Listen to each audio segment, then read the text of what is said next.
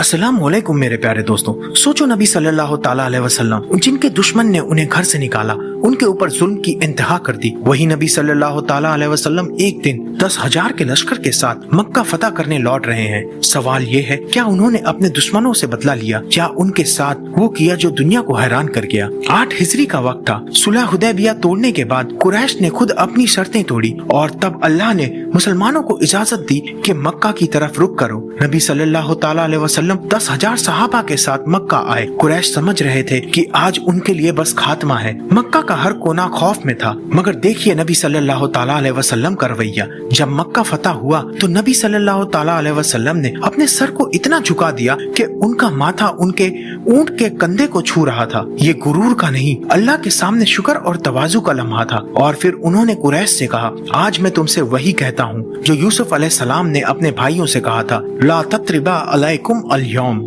आज तुम पर कोई इल्जाम नहीं, तुम सब आजाद हो। सोचो, जिन लोगों ने नबी सल्लल्लाहु ताला अलैहि वसल्लम को सताया, उन्हें पत्थर मारे, उनको घर से निकाला, उनके सहाबा को शहीद किया, आज जब उनका सब कुछ नबी सल्लल्लाहु ताला अलैहि वसल्लम के कब्जे में था तो उन्होंने बदले के बजाय माफी दे दी। ये वही लम्हा था जहाँ इस्लाम की असल रूप दुनिया के सामने आई। फतेह मक्का सिर्फ एक जीत नहीं थी, ये सब्र, रहमत और माफी का सबसे बड़ा पैगाम था। या अल्लाह, हमें भी वो दिल अता फरमा जो नबी सल्लल्लाहु ताला अलैहि वसल्लम का था, जो दुश्मन के साथ भी रहमत का सलूक करे। और दोस्तों, अगर आप चाहते हो कि हम फतेह मक्का के पूरे वाकयात को तफसील से बयां करें तो हमें कमेंट सेक्शन में जरूर बताएं। हम बहुत जल्द इस पर लॉन्ग वीडियो लेकर आएंगे। आमीन सुम्मा आमीन व आखिर दुआना अल्हम्दुलिल्लाहि रब्बिल आलमीन।